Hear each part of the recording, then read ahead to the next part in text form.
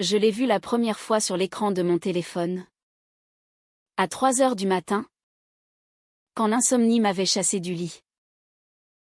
Un profil discret, presque austère, photo en noir et blanc. Sourire en coin.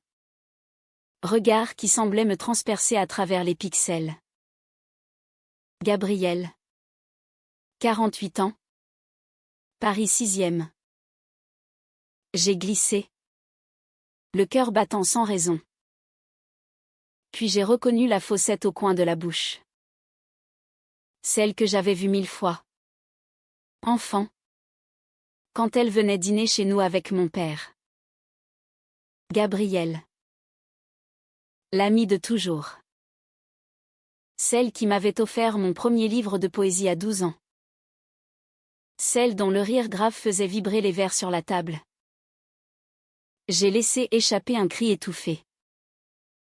Mon doigt a tremblé sur « matché ». Et elle a répondu. 30 secondes plus tard. Je m'appelle Louise. J'ai 31 ans. Journaliste indépendante. Célibataire chronique. Fille unique d'un père veuf depuis 15 ans. Ma vie est un bel appartement haussmannien trop grand. Des deadlines qui s'enchaînent et une solitude que je refuse d'appeler par son nom. Depuis la mort de maman. Papa s'était réfugié dans son travail. Ses livres anciens et cette amitié étrange avec Gabriel. Une galeriste discrète qui semblait toujours arriver au bon moment. Avec une bouteille de vin et un regard qui apaisait tout. Je les avais toujours vus comme un duo inséparable. Presque fraternel. Presque. Jusqu'à cette nuit où j'ai compris que « presque » était le mot le plus cruel de la langue française. Le lendemain, je suis allée chez lui sans prévenir. Il m'a ouvert. Chemise ouverte sur le col. Cheveux en bataille. Sourire fatigué. Malou. Quelle surprise. J'ai posé mon sac. Les mains tremblantes. Papa, tu connais Gabriel depuis combien de temps exactement? Il a ri. Un rire qui sonnait faux.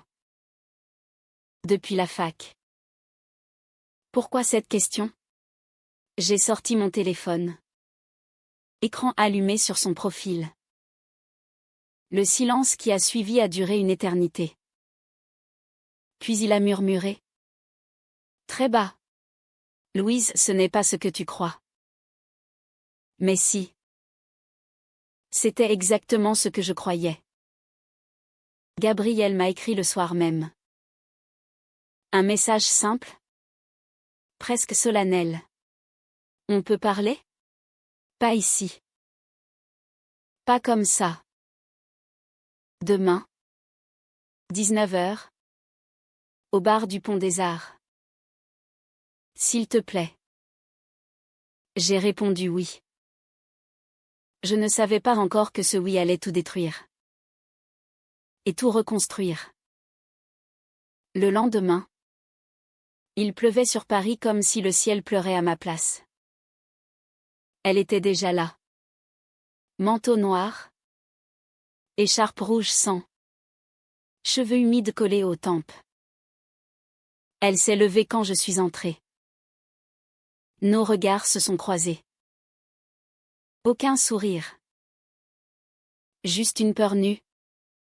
Immense. Assieds-toi. Louise. Sa voix tremblait légèrement. Elle qui ne tremblait jamais.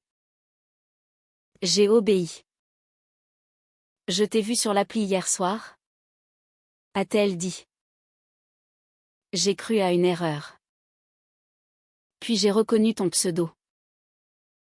Pourquoi tu ne m'as rien dit? Ma voix s'est brisée. Parce que je t'aime depuis que tu as 18 ans. Le monde s'est arrêté. Et parce que ton père m'a supplié de ne jamais te le dire. Elle m'a tout raconté. L'amour qui avait grandi en silence pendant des années. Les regards volés quand je rentrais de la fac. Les nuits où elle se retenait de m'appeler. Et puis, il y a 3 ans, la maladie de mon père. Le cancer qu'il avait caché à tout le monde sauf à elle. Il lui avait fait promettre, si je meurs, ne lui dis rien. Laisse-la libre. Elle ne doit pas porter ça. Gabrielle avait tenu parole. Elle avait continué à vivre, à sourire, à cacher l'amour qui la consumait. Jusqu'à cette appli. Jusqu'à moi. J'ai pleuré. Pas des larmes discrètes. Des sanglots violents. Enfantins. Elle n'a pas bougé. Puis, doucement, elle a pris ma main sur la table. Ses doigts étaient glacés. Je vais partir, Louise. Je vais quitter Paris. Tu ne me reverras plus. J'ai relevé la tête. Le visage ravagé. Non. Un seul mot. Un cri. Non. Reste. Elle a fermé les yeux. Tu ne comprends pas. Ton père, il va savoir. Il va me haïr. Alors qu'il me haïsse aussi. Je me suis penchée vers elle. Nos fronts se sont touchés. J'ai passé ma vie à t'aimer sans le savoir. Maintenant que je le sais, je refuse de te perdre. Les semaines qui ont suivi ont été un chaos. Mon père a appris la vérité par un mot maladroit que j'avais laissé traîner. Il est venu chez moi un matin. Le visage gris. Tu ne peux pas faire ça, Louise. Pas elle. Pourquoi? Parce qu'elle t'appartient? Il a vacillé. Parce que je l'aime aussi.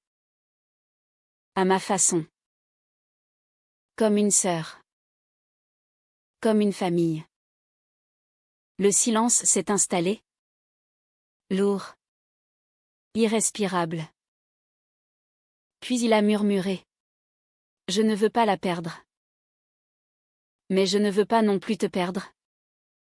Toi. J'ai pris sa main. Comme Gabrielle l'avait fait avec moi. Alors ne nous force pas à choisir. Il a fallu du temps. Des mois de conversations tendues.